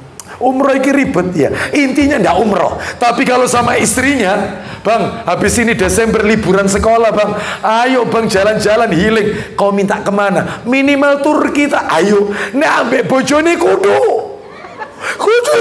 Tapi sama orang tuanya bakhil. Ada anak kayak gini,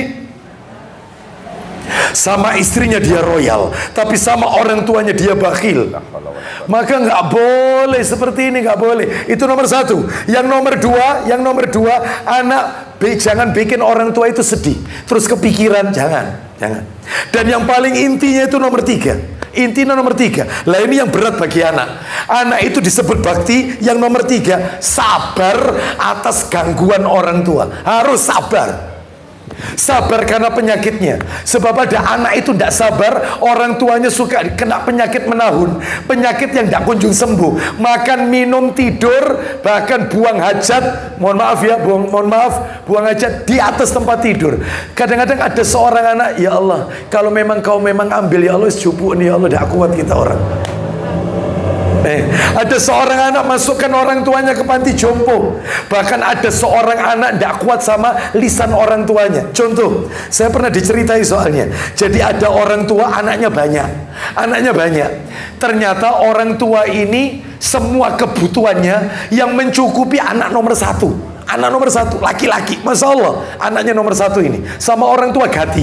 Iya, tapi anaknya yang nomor satu kalau berkunjung ke rumah uminya atau ke rumah abinya, itu yang dipuji anaknya yang lain. Dia ngomongnya gini, adikmu itu loh nak, kalau ke rumahnya umi nek nonton iku seneng ya Allah. Umi nek gak ketok dekne iku sampai kelangen dan umi iku kangen gitu. Ya, seneng Masya Allah, gati ambe umi ini gati nurut. Ndak sabar anak nomor satu. Apa katanya? Umi nek mlebu rumah sakit sopo sing biayai? Aku. Makan minum listrik rumah aku kabeh. Tutu adik-adikku. Gak sabar ente berarti. Justru ente sabar itu ladang surga buat antum. Mestinya gitu. Yang sabar orang tua semakin tua baperan, tersinggungan, balik kayak anak kecil. Sabar. Surgamu ada di situ. Ya.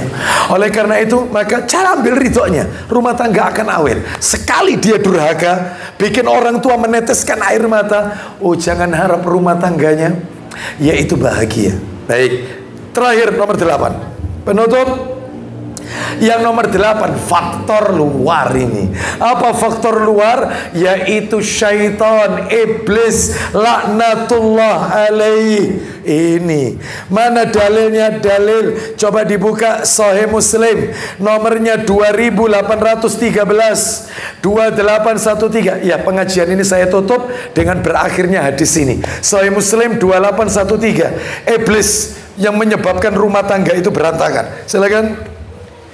Ayo, dari syaitan, silakan. Dari Jabir radhiyallahu anhu, dia mendengar Nabi sallallahu alaihi wasallam bersabda, isinya setan mengutus bala tentaranya, lalu mereka menggoda manusia. Terus yang paling agung bagi iblis adalah setan, yang paling besar godaannya. Sebenarnya itu teksnya innal iblisa yadau arsyahu alal ma. Sesungguhnya iblis itu meletakkan singgasana di atas laut. Lalu dia mengirimkan pasukan ke daratan. Yang paling hebat itu yang dapat apresiasi, dapat hadiah dari pemimpinnya. Terus lanjut, silakan. Teruskan. Teruskan aja. Yang tadi antum terakhir gimana? Sudah habis, Ustaz. Oh, sudah habis. Iya. Loh, sebenarnya masih panjang. Iya. Yang nomor 2813. Iya, 2813. Mungkin redaksi yang lain. Terus iblis bertanya, ketika ditanya apa yang sudah kamu lakukan, anak buahnya menjawab fa'altu kadza wa kadza. Terus iblis mengatakan masona'tu syai'an. Kau belum berbuat apa-apa. Ada. Teruskan, ayo. Dari Jabir radhiyallahu anhu berkata, Rasulullah sallallahu alaihi wasallam bersabda, isinya sesungguhnya iblis meletakkan singgasananya di atas air, terus lautan, lalu mengirim bala tentaranya. Setan yang kedudukannya paling rendah bagi iblis adalah yang paling besar godaannya. Terus salah satu di antara mereka datang lalu berkata, terus lapor, ya, aku telah melakukan ini dan itu. Fa'altu kadza wa kadza. Aku sudah melakukan ini dan itu. Apa kata pemimpin syaitan yaitu iblis laknatullah alaih? Iblis menjawab, ya, kamu tidak melakukan apapun. Kau belum melakukan apa-apa. Datang anak buah yang satu. Beritanya bagus ini. Silakan. Lalu yang lain datang dan berkata, ya, bagus menurut iblis. Lanjut. Aku tidak meninggalkannya hingga aku memisahkan dengan istrinya. Aku tidak tinggalkan dua orang itu kecuali istri suaminya mengucapkan kata talak atau istrinya melakukan khulu, gugatan cerai. Ceraikan aku, pulangkan aku ke rumah abiku. Atau suaminya mengatakan kau tak talak, kau tak cerai. Atau mungkin suaminya memakai bahasa-bahasa kiasan. Wes kita ini tidak bisa dipertahankan rumah tangga ini, aku tidak sanggup hidup rumah tangga. Berarti talak ini jatuh. Karena talak itu ada yang bahasanya bahasa kiasan. Tidak sorry. Yang sorry itu kamu tak cerai, kamu tak pegat, kamu tak talak. Itu sorry. Ini ada yang tidak sorry, yang nggak tegas. Lanjut, teruskan. Terus beliau bersabda, ya. Iblis mendekatinya lalu berkata, nah, bagus kamu. Ya, kamu yang paling bagus. Terus dalam riwayat yang lain ada tambahan, maka anak buah iblis itu diberhentikan dari tugasnya, dikasih mahkota, didudukkan di samping singgasana iblis. Saking berhasilnya. Berarti kalau begitu intinya misi prestasi paling tinggi iblis adalah yaitu menceraikan suami istri. Makanya jangan mengundang iblis setan dalam rumah kita. Salah satunya apa? Mohon maaf ya, mohon maaf. Saya tanya sama ibu-ibu. Ibu-ibu kalau nyapu rumah, karena rumah itu ada kotoran, sehari disapu berapa kali Bu? Rumah Anda? 2-3 kali. Apalagi rumah pinggir jalan, semakin sering. Itu kotoran sampah. Maka jangan sampai di rumah kita ada kotoran yang kotoran itu bukan kotoran sampah, tapi kotoran itu namanya maksiat. Kotoran-kotoran yang sifatnya tanda kutip maksiat. Makanya di dalam Al-Quran surat Al-Mujadilah, kalau surat Al-Hasr, itu Allah menghancurkan rumah-rumahnya orang Yahudi karena rumah mereka dipakai maksiat. Ustadz bisa ngasih tahu Ustadz contohnya maksiat yang ada di rumah, kotoran yang bentuknya bukan sampah tapi maksiat? Banyak. Di antara contohnya adanya patung-patung makhluk bernyawa di dalam rumah loh ya, dalam rumah. Jangan. Hatta itu cuman kepala tok, manikin, ya, manikin, ya. Hanya kepala tok. Yang punya usaha beauty atau apa, maka sebaiknya di blur aja. Jadi jangan ada mata, jangan ada hidung. Itu. Karena intinya gambar itu kata Nabi itu kepala. Termasuk juga foto-foto makhluk bernyawa, foto keluarga ada di sini fotonya. Nggak ada ya, nggak ada. Foto keluarga nggak boleh, jangan. Sebaiknya masukkan album saja. Karena malaikat tidak mau masuk rumah, karena di rumah itu ada figura, gambar-gambar makhluk bernyawa, baik yang digital maupun lukisan. Termasuk boneka-boneka anak-anak kita yang menyerupai makhluk bernyawa. Lah kalau bonekanya kayak Angry Bird Ustadz, nggak apa-apa, karena nggak ada orang kayak Angry Bird.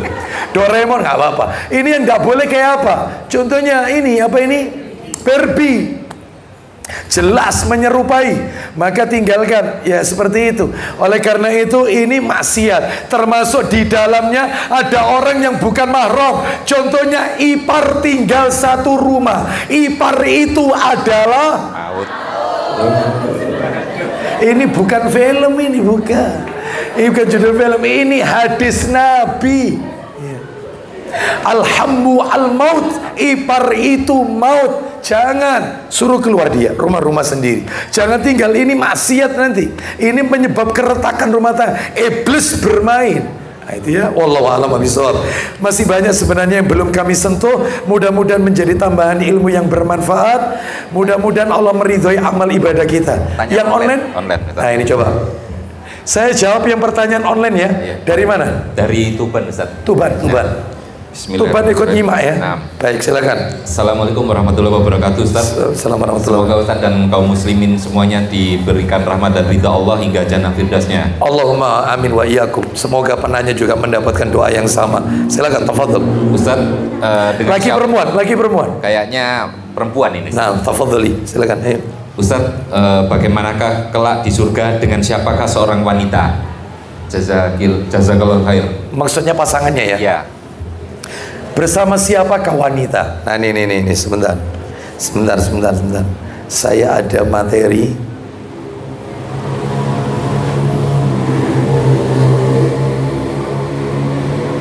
Ya. Saya bacakan fatwa para ulama. Tolong diingat-ingat pertanyaan. Wanita bersama siapa di surga pasangannya? Saya ambilkan dari kitab Ahwalun Nisa fil Jannah karya Sulaiman bin Saleh Al-Khurashi hafizahullah ta'ala. Baik. Jadi tolong diingat-ingat ibu-ibu, mungkin pertanyaannya bermanfaat. Wanita itu nanti kalau masuk surga dia bersama siapa? Di sini sebutkan, saya langsung artikan aja ya, biar tidak nambah waktunya. Saya artikan, wanita di dunia itu ada 6 keadaan. Wanita di dunia ada 6 keadaan. Wanita di dunia 6 keadaan. 1, tolong diingat-ingat ini. 1, meninggal dalam keadaan belum pernah menikah di dunia. Jadi dia meninggal tidak sempat nikah. Jadi perawan sampai meninggalnya tidak sempat nikah, tidak sempat. Ini nanti gimana? Sabar. Yang penting diingat-ingat dulu, itu nomor 1. Nomor 2, ditalak atau dicerai suami dan dan tidak menikah lagi sampai dia wafat. Jadi ada wanita sempat nikah, terus ditalak, dicerai suaminya, terus dia tidak kawin lagi, tidak nikah lagi, terus dia meninggal. Yang nomor 1 tidak nikah sampai wafatnya. Yang nomor 2 pernah nikah tapi dicerai. Yang nomor 3 sempat pernah menikah, namun pasangannya bukan penduduk surga. Mungkin suaminya murtad, atau suaminya melakukan maksiat, atau suaminya melakukan kesirikan. Jadi ternyata dia pernah nikah, dia tidak dicerai. Jadi pisahnya pisah mati. Cuman ketika meninggal di akhirat, dia tidak ketemu suaminya di neraka. Lah dia sama siapa? Lah ini termasuk nanti nomor 3 tak jelaskan. Nomor 1 tidak pernah nikah, nomor 2 pernah nikah dicerai, terus dia masuk surga, dan nanti di surga dikawinkan siapa? Yang nomor 3 suaminya penduduk neraka. Ya. Lah nomor 4 meninggal lebih dahulu sebelum suaminya. Jadi dia nikah, ternyata dia mati duluan meninggal, suaminya baru belakangan. Ternyata nanti di akhirat dia bersama siapa nanti? Nah, nanti kita sebutkan. Nomor 5, suaminya wafat dan tidak pernah nikah lagi sampai dia pun juga wafat. Jadi janda sampai mati. Dia menjanda, tidak nikah lagi. Beda sama yang nomor 2 tadi, dia dicerai, tidak nikah lagi. Ini janda, sudah pernah nikah, meninggal. Suaminya meninggal dan tidak nikah lagi. Yang terakhir nomor 6, dicerai suami dan suaminya wafat, lalu menikah lagi dengan laki-laki lain. Jadi dia dicerai, terus zuat lagi sama laki-laki lain. Ya, ternyata cerai lagi. Terus zuat lagi sama laki-laki lain, misalnya. Sudah, ternyata 3 laki-laki mantan suaminya masuk surga semua. Dia sama siapa? Ya, baik. Sekarang jawaban. Katanya Syekh Sulaiman bin Saleh Al-Qurashi, hafizahullah ta'ala. Nomor 1 sampai nomor 3, diingat-ingat yang tadi saya katakan. 1 sampai 3 akan dikawinkan, dinikahkan dengan laki-laki yang menjadi penghuni surga. Yang nomor 1 tadi apa? Nomor 1 tadi meninggal, tidak sempat nikah. Ya, perawan tua sampai meninggal. Yang nomor 2 dicerai suami, terus tidak nikah lagi. Yang nomor 3 pernah sempat menikah, ya, namun suaminya bukan penduduk surga. Dia, wanita ini dikawinkan dengan laki-laki yang ketika di dunia pasangannya ada di neraka, istrinya tidak di surga. Dikawinkan dengan itu nanti. Dikawinkan. Allah Maha Kuasa. Terus khusus nomor 4 sama nomor 5, 4 sama 5, dia akan dikawinkan dengan suaminya di dunia. Dinikahkan. Yang nomor 4 tadi apa? Nomor 4 meninggal duluan. Ya. Terus yang nomor 5, suaminya wafat dan ternyata dia tidak nikah lagi sampai dia wafat. Kalau suaminya masuk surga, ketemu lagi balian. Lah yang nomor 6, lah ini nomor 6, dia akan dinikahkan, ya. Dia akan dinikahkan dengan laki-laki yang menjadi suaminya yang terakhir, tetapi tidak menceraikan dia. Jadi kalau dia sempat kawin dicerai, kawin lagi dicerai, ya, terus kawin lagi meninggal dia. Jadi yang ketiga itu tidak sempat cerai. Ternyata suaminya masuk surga, maka dia bersama suaminya yang terakhir tadi. Kenapa? Karena kalau cerai, suaminya meskipun itu masuk surga, nggak bisa kumpul bareng. Jadi cerai itu pemutus dunia dan akhirat. Jadi nggak mungkin dia ketemu sama suaminya, kawin cerai, ternyata semuanya masuk surga. Gak bisa dikawinkan, karena sudah putus. Kalau sudah cerai putus. Makanya kalau bisa pertahankan rumah tangga. Ummu Darda pernah dikasih pesan sama suaminya, Abu Darda. Kata Ummu Darda, aku kepingin di dunia bersama engkau, di akhirat bersama engkau. Katanya Abu Darda, kalau gitu setelah aku wafat jangan nikah lagi. Kenapa? Kalau wanita kalau nikah lagi dan ternyata dua-dua suaminya masuk surga, dia akan dikawinkan suami terakhir. Ustadz, kalau misalnya wanita itu mele, Ustadz, aku ndak mau sama yang ini, wis bosan rumah nih, ya. Aku maunya sama Bang Muksin misalnya. Ya salam ya. Seperti itu. Misalnya nih, ya apa ini? Boleh apa enggak? Milih Ustaz. Ya. Maka yang seperti ini jawabannya ada di dalam surat Az-Zukhruf surat 43 ayat 71 dan surat Fussilat ayat 31. Coba surat 41 ayat 31 coba kita dengarkan. Surat 41 Fussilat ayat 31. Surat Fussilat ayat 31. Surat 41 ayat 31. Coba bagaimana? Apa boleh wanita memilih pasangannya? Silakan. Kamilah pelindung-pelindungmu dalam kehidupan dunia dan akhirat. Ulang lagi, ulang lagi. Kamilah pelindung-pelindungmu dalam kehidupan dunia dan akhirat. Lanjut. Di dalamnya surga, kamu memperoleh apa yang kamu inginkan dan memperoleh apa yang kamu minta. Nah, yang kamu minta, yang kamu inginkan dipenuhi oleh Allah Azza wa Jalla. Wallahu a'lam wa bishawab. Ada lagi Abu Hurairah? Ada lagi Ustaz. Dari terakhir, ayo. Dari Bekasi. Sebentar. Bekasi. Iya. Silakan. Terakhir dari Bekasi. Gak ada lagi kan? Nggak ada. Terakhir Bekasi ya. Silakan. Afwan Ustaz mau bertanya. Nah, kalau kita memasuki masjid sebelum duduk, kita dianjurkan untuk mengerjakan sholat tahiyatul masjid 2 rakaat. Sah. Terus? Misalkan jika kita belum mengerjakan sholat duha, apa sholat tahiyatul masjid sudah mencukupi yang lainnya? Apa kita tetap harus melakukan untuk sholat duha? Nah, jadi boleh menggabungkan niat sholat sunnah. Boleh. Sholat tahiyatul masjid 2 rakaat, maka boleh diniatkan dengan sholat duha. Jadi 2 rakaat 2 niat. Boleh. Ya, tapi kalau dia masih memiliki waktu yang longgar, maka sebaiknya dilakukan sendiri-sendiri. Tahiyatul masjid dulu, baru sholat duha. Jika tidak memungkinkan, contoh, dia masuk masjid, timernya masjid tinggal 3 menit, timer masjid. Sedangkan dia kepingin tahiyatul masjid, pengen qobliyah, pengen sholat sunnah tohur, sholat sunnah ba'da wudhu. Ya apa 3 menit kepingin 3 sholat, sama-sama sunnah. Cukup 2 rakaat 3 niat, nggak apa-apa, karena sama-sama sunnah. Yang tidak boleh itu menggabungkan niat yang salah satunya fardu, wajib, itu nggak boleh. Termasuk puasa, digabung Senin Kamis digabung sama puasa, misalnya Daud, nggak apa-apa, sama-sama sunnah. Wallahu alam wa bishawab. Iya, antum mau bertanya? Fadhal. Jam berapa ini? Silakan. Sabarnya itu sampai seberapa?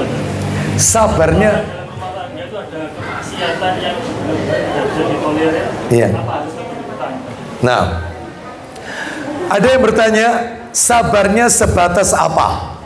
Apabila di dalam rumah tangga ada maksiat, coba perhatikan ibu-ibu, ada maksiat, ya, apa sejauh mana bisa ditolerir? Ya, bisa dikasihkan rukhsah sejauh mana? Nah, baik. Sebelumnya saya berikan dalil, coba minta tolong dibuka dalil Sahih Muslim, ya. Nomornya, ya. Di dalam hadis riwayat Muslim, nomornya nomor 144. Muslim. Atasnya 5150 ya. 5150. Iya, betul. Ada kan? 5150. Atasnya, ada. betul ya. Nomor asli 144. Coba dari ya. Hudzaifah. Ya, Hudzaifah Ibnul Yaman radhiyallahu an. Ayo. Dari Hudzaifah Ibnul Yaman radhiyallahu an berkata, ya.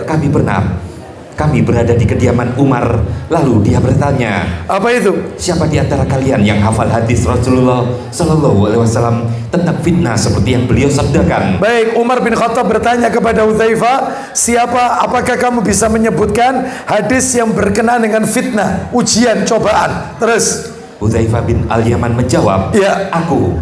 Lanjut. Umar berkata, berani betul engkau. Lanjut. Sesungguhnya engkau gegabah. Apa yang beliau sampaikan? Terus apa yang Nabi sampaikan terkait masalah fitnah, ujian, cobaan? Silakan. Aku atau Hudzaifah bin Al-Yaman berkata, ya. Aku mendengar Rasulullah SAW bersabda, isinya fitnah seseorang terhadap keluarga. Ulang lagi, fitnah seseorang terhadap keluarganya, terus terhadap hartanya, terus kena ujian, kena cobaan, terus dan terhadap tetangganya, terus yang dosanya bisa dihapus dengan sholat. Nah, Jadi sebentar, keluarga itu bisa terkena musibah, cobaan, bahkan hartanya, anak keturunannya, sampai tetangganya.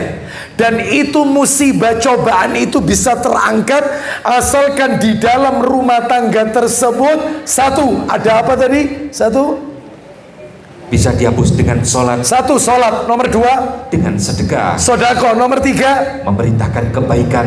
memerintahkan kebaikan, amar ma'ruf. Terus, dan mencegah kemungkaran. jadi kalau seorang suami membiarkan kemungkaran terjadi dalam rumah tangganya, maka ini suami dayus. Dayus dan haram masuk surga. Alladzi yukiru fi ahlil hubsa.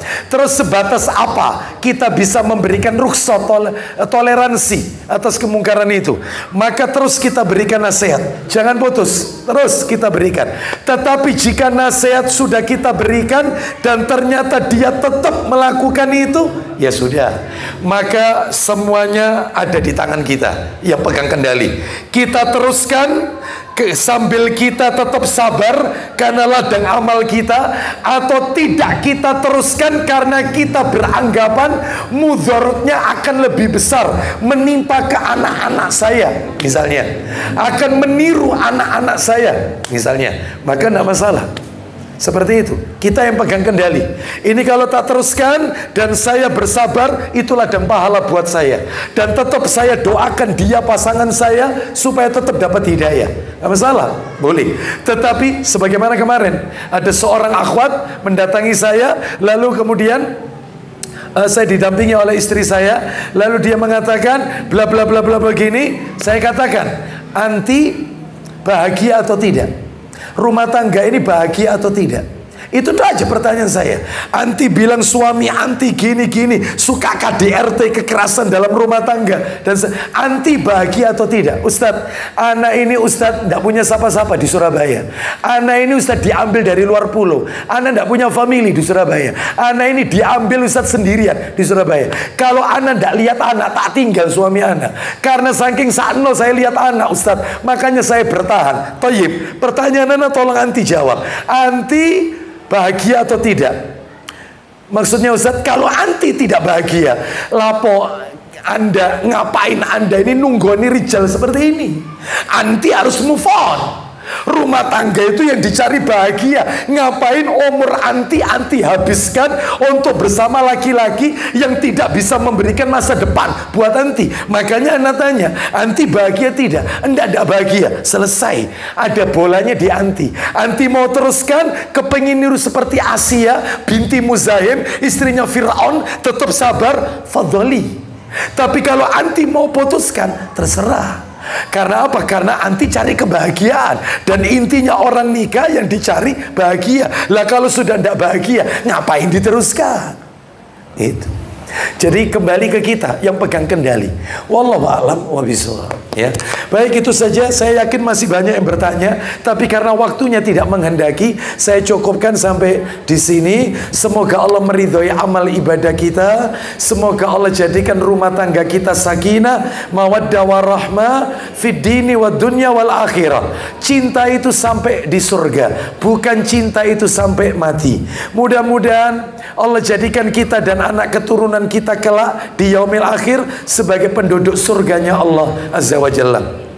Kita akhiri, wassallallahu ala nabiyyina wa ala alihi wa sahbihi wasallam. Subhanakallahumma wa bihamdika asyhadu an la ilaha illa anta astaghfiruka wa atubu ilaik. Wa akhiru da'wana anil hamdulillahi rabbil alamin. Assalamualaikum warahmatullahi wabarakatuh.